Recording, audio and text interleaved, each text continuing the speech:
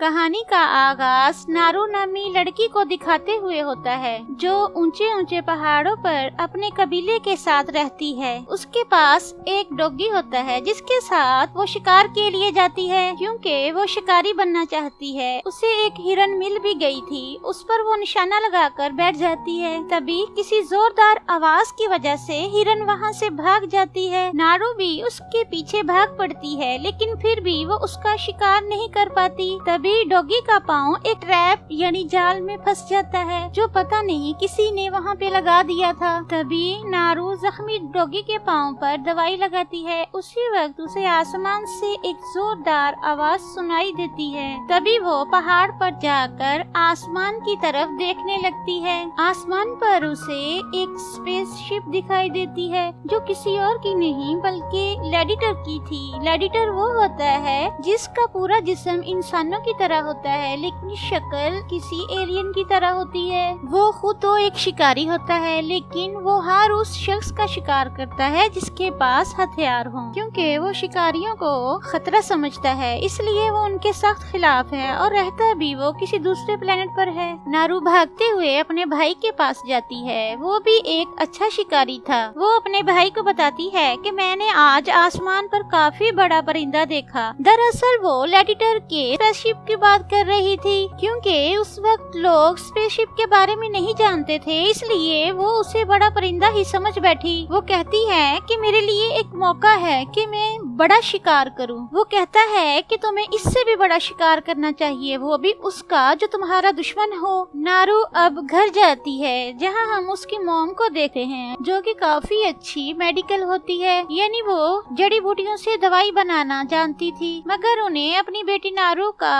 शिकार करना पसंद नहीं था। वो अपनी बेटी को कहती है, देखो बेटा, तुम शिकार करना छोड़ दो, तुम बाकी चीजों में भी बहुत अच्छी हो, तुम कोई और काम कर सकती हो। ये कहकर वो नारू को एक फूल वाली जड़ी बूटी लाने के लिए भेज देती है। हमें एक स्पेसशिप दिखाई जाती है जिसमें से एक लेजिडर इनविजिबल होकर यानी गायब होकर निकलता है। नारू जब जड़ी बूटी लेकर कबीले वापस आती है तो वो देखती है कि उसके कबीले के लोग इधर उधर भाग रहे होते हैं क्योंकि एक शेर उनके एक साथी को उठा कर ले गया है, जिसकी वजह से वहाँ पर हलचल मची हुई है। नारू का भाई शेर को ढूंढने के लिए अपने साथियों को लेकर जंगल में जाता है। वहाँ पर नारू भी आ जाती है और उनके साथ जाने का कहती है। सभी लोग साथ ले जाने से इनकार कर देते हैं, लेकिन नारू का भाई कहता है कि अगर हमें हमारा साथी जिंदा मिला तो वो जख्मी होगा, जिसके इलाज के लिए हमें नारू की जरूरत पड़ सकती है क्योंकि वो मेडिकल के बारे में काफी अच्छे से जानती है और जड़ी बूटियों के बारे में भी उसको काफी इल्म है। ये सुनकर सभी लोग उसको साथ ले जाने के लिए तैयार हो जाते हैं। फिर हम देखते हैं एक चींटी को खा गया चूहा,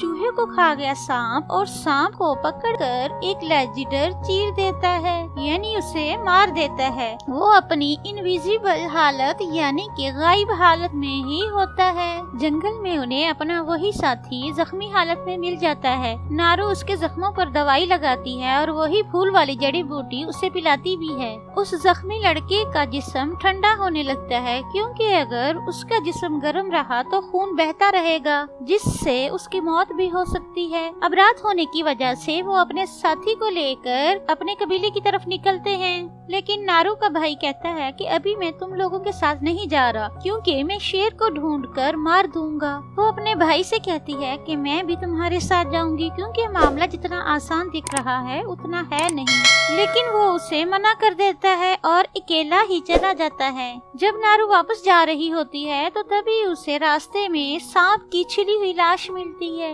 और उसे बड़े बड़े पैरों के निशान भी मिलते हैं और तो और दरख्त पर ऊपर तक खून भी लगा हुआ था।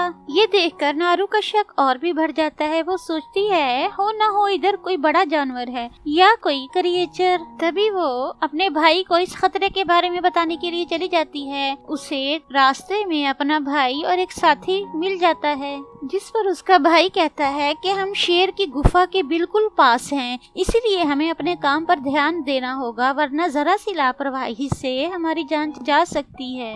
अब नारू का भाई तो गुफा के पास चला जाता है जबकि नारू का दोस्त और नारू पीछे ही रुक जाते हैं।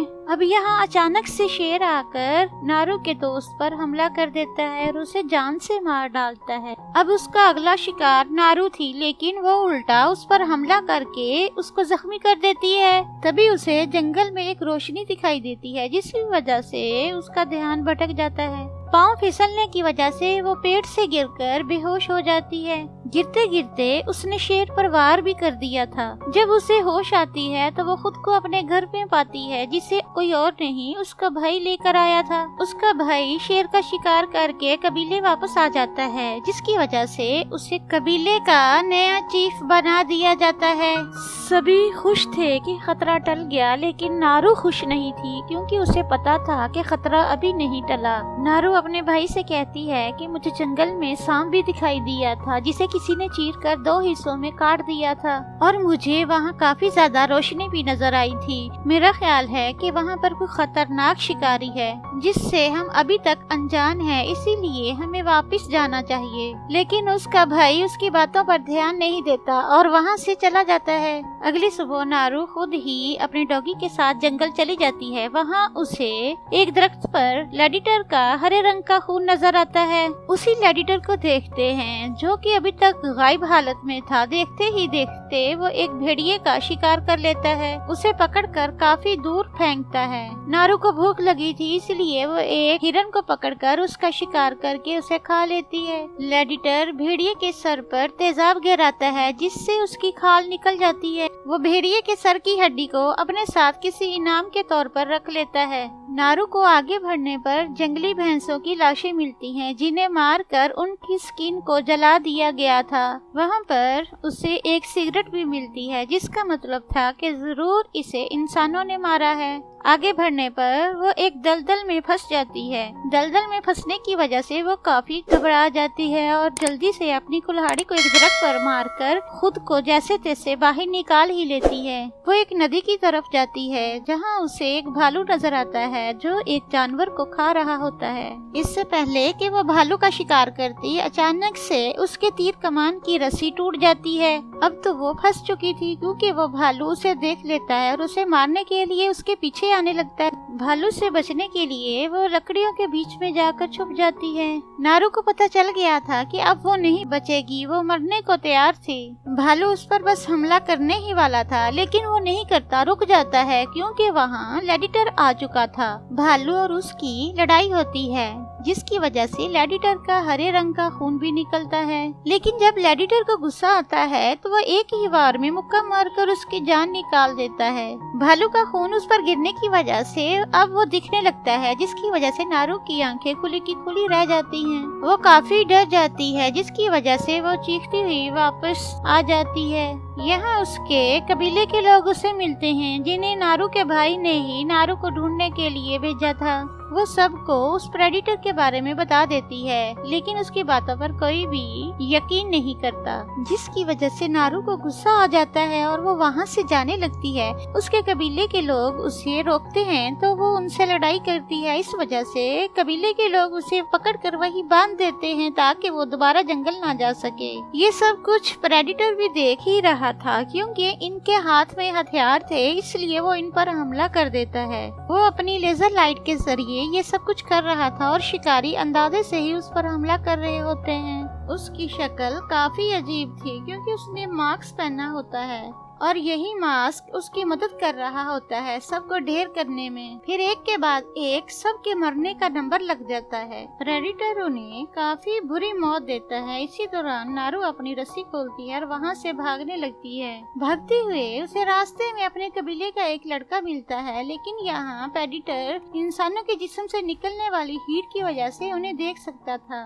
तब वो नारू और उस लड़के को घास में छुपा हुआ देख लेता है। नारू अपनी जान बचाकर वहाँ से भागने लगती है, लेकिन तभी प्रेडिटर हमला करके उस लड़के को जान से मार देता है। नारू फिर से भागने लगती है, लेकिन उसका पाँव एक ट्रैप में फंस जाता है। प्रेडिटर उसे भी मारने ही वाला था, लेकिन वो देखता है कि नारू का पैर तो ट्रैप में फंसा हुआ है, इसीलिए वो उसे मारे बगैर ही वहाँ से चला जाता है। यहाँ कुछ शिकारी आ जाते हैं, जिन्होंने ट्रैप लगाया था। इन्होंने ही जंगली भैंसों का शिकार किया था। नारू को बेहोश करके वो अपने कैंप में ले जाते हैं। यहाँ होश आने पर नारू खुद को बंधा हुआ पाती है। नारू को वो शिकारी बताता है कि प्रेडेटर ने हमारे बहुत सारे नुकसानात किए हैं, इसीलिए वो सबसे ताकतवर शिकारी को ढूंढ रहा है। तुम्हें प्रेडेटर के बारे में कुछ पता है तो बता दो, लेकिन नारू मना कर देती है कि नहीं, मुझे कुछ नहीं पता। इस कबीले का सरदार नारू के भाई को लेकर आता है जिसे उन्होंने बंदी बनाया हुआ था। उसके भाई को वो लोग काफी ज्यादा मारते हैं। इसके बाद नारू और उसके भाई को वो लोग पेड़ के साथ बांध देते हैं, क्योंकि प्रेडेटर जब हमला करने के लिए आएगा तो ये लोग उनको मार देंगे। नारू अपने भाई से कहती है कि हमें प्रेडेटर से डरने की कोई जरूरत नहीं है, क्योंकि वो ऐसे ही किसी पर हमला नहीं करता है, क्योंकि वो सिर्फ उन्हीं लोगों को मारता है जिनके पास हथियार हों, और ये उसका अपना अंदाज है, क्योंकि वो शिकारियों के खिलाफ है। जिस किसी के पास भी हथियार होता है वो उसे शिकारी समझ लेता है। उसका भाई कहता है, जैसे तुमने शेर को जख्मी किया था, इसे भी मारकर जख्मी कर देना, बाकी काम मैं संभाल लूंगा। शिकारियों के लगाए गए ट्रैप में प्रेडेटर फंस जाता है, लेकिन चूँकि वो काफी ज्यादा बहादुर था, इसीलिए वो आसानी से खुद को छुड़ा लेता है। उसे इतना गुस्सा आता है कि वो एक एक करके सभी पर हमला करना शुरू कर देता है और काफी ज्यादा लोगों को वो दर्दनाक मौत मारता है। अब नारू ट्रैप की ब्लेड से अपने और अपने भाई की रस्सियों को खोल देते हैं और वो आजाद हो जाते हैं। नारू का भाई अपने घोड़े को लेने चला जाता है ताकि वो लोग यहाँ से निकल सकें, और नारू अपने डॉग को लेने के लिए चली जाती है। अब प्रेडेटर अपने हाथ में लगी हुई डिवाइस को ऑन करके जमीन पर रख कर चला जाता है। जैसे ही वो शिकारी उस डिवाइस के पास जाते हैं तो वो अपने आप खुल जाती है और उसमें से उड़ने वाले 3 बम निकल कर फट जाते हैं, जिसमें सभी लोगों की मौत हो जाती है। नारू कैंप में वापस आती है तो देखती है कि वहाँ पर काफी ज्यादा शिकारी हैं। वो इन सब को मार देती है। फिर वो अपने डॉग के पास जाकर उसे अपने भाई के पास जाने का कहती है। यहाँ वही ट्रांसलेटर आ जाता है जिसे प्रेडेटर ने उसके पाँव को काट दिया होता है। वो नारू को कहता है कि मैं तुम्हें अपनी बंदूक दे दूंगा, लेकिन अगर तुम मेरा इलाज करोगी तो। अब नारू उसे का इलाज करने लगती है। उसे भी फूल वाली जड़ी बूटी देती है जिसे खाकर उसका जिस्म ठंडा होने लगता है। तभी वहाँ पर प्रेडेटर आ जाता है। ट्रांसलेटर का जिस्म ठंडा पड़ गया था, इसीलिए वो उसको देख नहीं पाता। यहाँ से जाते हुए प्रेडेटर उस ट्रांसलेटर के पाँव पर पाँव रख देता है, जिसकी वजह से वो चीखने लगता है। प्रेडेटर को पता चल चुका था कि वो जिंदा है, इसीलिए अब की बार वो उसे जान से मार डालता है। तभी यहाँ पर आकर नारू का भाई प्रेडेटर के सर पर हमला कर देता है, जिससे उसका मास्क नीचे गिर जाता है और उसमें से लेजर लाइट निकलकर एक दरख्त पर पड़ती है। नारू का भाई प्रेडेटर पर हमला करता है, लेकिन उसके सारे तीर उसी दरख्त पर जाकर लगते हैं। यहाँ पर लेजर लाइट पड़ रही थी। ये देखकर नारू समझ जाती है कि प्रेडेटर का हथियार कैसे काम करता है। वो प्रेडेटर की बंदूक चलाने की कोशिश करती है, लेकिन वो खराब होती है। देखते ही देखते प्रेडेटर गायब हो जाता है और नारू के भाई को बड़ी बेदर्दी से मार डालता है और नारू वहाँ से भाग जाती है। तभी एक लड़की नारू की मॉम को आकर बताती है कि आपके बेटे की मौत हो चुकी है। तभी नारू नदी के पास जाती है। तभी उसे एक शिकारी मिलता है जो बच गया था। तभी नारू उसके पास जाती है और उसके पाँव को काट कर उसके पास बंदूक रखते। फिर वो भी फूल वाली उसी जड़ी बूटी को खाती है, जिसकी वजह से उसका जिस्म भी ठंडा होने लगता है। और जब प्रेडेटर वहाँ पर आता है तो वो नारू को नहीं देख पाता। जब शिकारी को होश आती है तो वो अपने पास रखी हुई बंदूक को उठा लेता है। तभी प्रेडेटर उसके पास हथियार देकर उस पर हमला कर देता है। तभी नारू पीछे से प्रेडेटर के सर पर गोली चलाती है, जिससे उसका मास्क दूर जाकर गिरता है, जिसे लेकर वो एक जगह पर आती है। मास्क की मदद से प्रेडेटर को पकड़ने के लिए वो एक ट्रैप लगाती है। तभी यहाँ पर वो भी पहुँच जाता है और नारू कुल्हाड़ी से उस पर हमला कर देती है, लेकिन प्रेडेटर उससे बचते हुए उसे दूर फेंक देता है। नारू फिर से वापस आकर एक हथियार की मदद से जोरदार हमला करती है। बदले में वो भी हमला करता है, जिसकी वजह से इन दोनों में खतरनाक लड़ाई चलती है। लेकिन उसके हर वार से नारू खुद को बचा लेती है, क्योंकि वो अच्छे से जान चुकी थी कि उसका लेजर कैसे काम करता है। यानी प्रेडेटर के मांस का जिस जगह निशाना पड़ता था वहीं पर वो निशाना लगा सकता था। इसका मतलब था कि वो लेजर लाइट ही उसकी आंखें थी जिसकी वजह से वो सामने वाले का शिकार करता है। तभी नारू अक्लमंदी से प्रेडेटर को उसी जगह ले आती है जहाँ उसने उसके मास्क की मदद से ट्रैप बनाया था। जैसे ही वो तीर चलाता है तो उसके मास्क की वजह से वो तीर सीधा प्रेडेटर को जाकर ही लगता है। उसकी मौत इस वजह से हुई कि उसकी अपनी खुद की लेजर लाइट ही उस पर पड़ गई। अब यहाँ उसका खेल खत्म, यानी प्रेडेटर की मौत हो जाती है। नारू प्रेडेटर के सर को लेकर वापस कबीले में आती है। यहाँ वो अपने डैड को प्रेडेटर का सर ट्रांसलेटर का गन देती है। उसकी इस बहादुरी की वजह से उसे नया चीफ बना दिया जाता है। हमें एक पेंटिंग दिखाई जाती है जिसमें हम 3 प्रेडेटर को आता हुआ देखते हैं। इसी सीन के साथ ये फिल्म यहीं पर खत्म हो जाती है। Thanks for watching.